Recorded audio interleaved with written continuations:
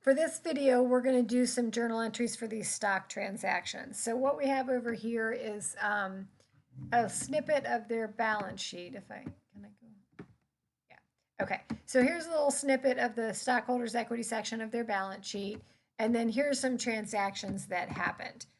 So we'll go ahead and go back over to this section. Maybe let me try to get it a little bit closer.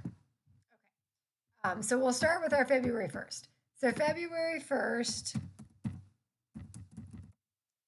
they issued 25,000 shares of common stock for $120,000. Now, if I look up here at their balance sheet, it tells me it's a dollar stated value.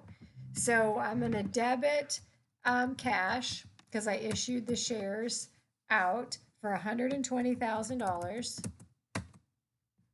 Okay. Then I'm going to come down and I'm going to credit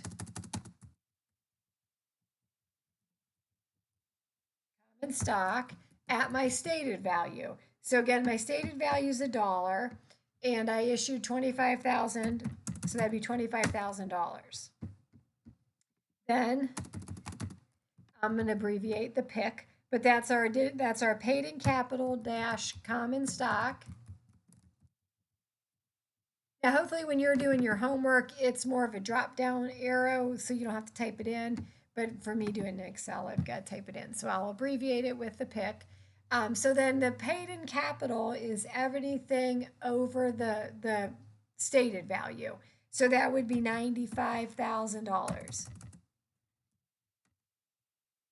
Okay, so then that would be my entry there, and my it balances for the 120,000.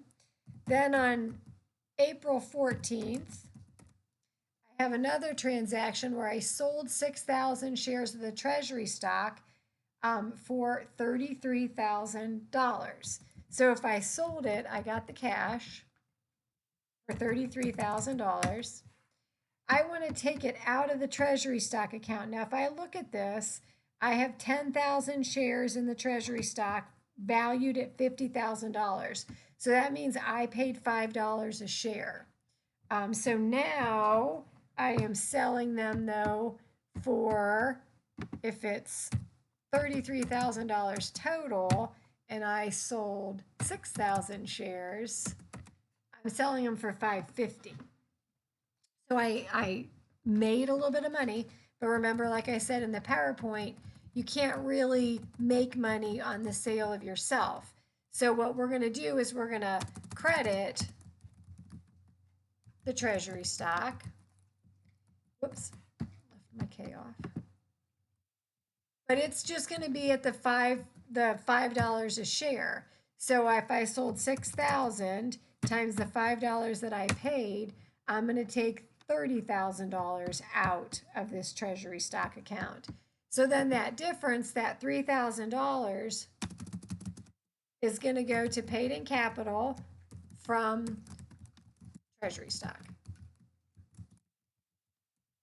Now, if you want to make that column bigger, double click on that so it all fits in there.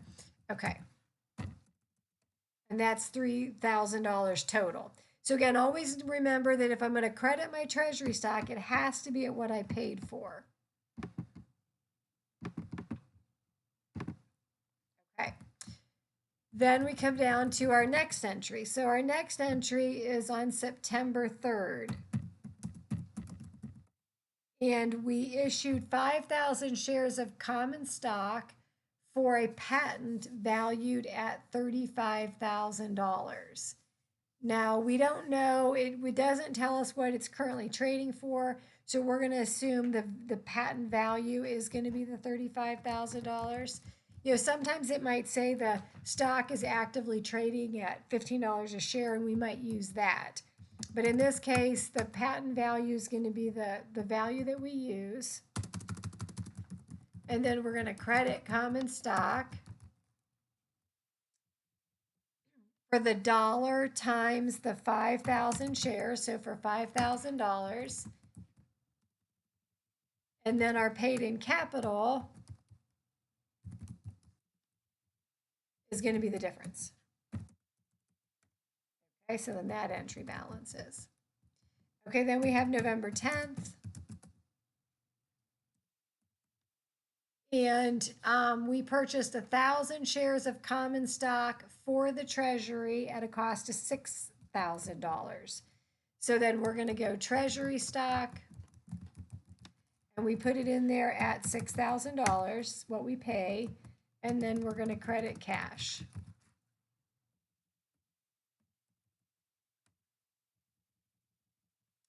Okay, then on December 31st, we determine net income, and we're not going to worry. We're just doing the stock transaction, so we don't care what their net income is, and we don't have to worry about that.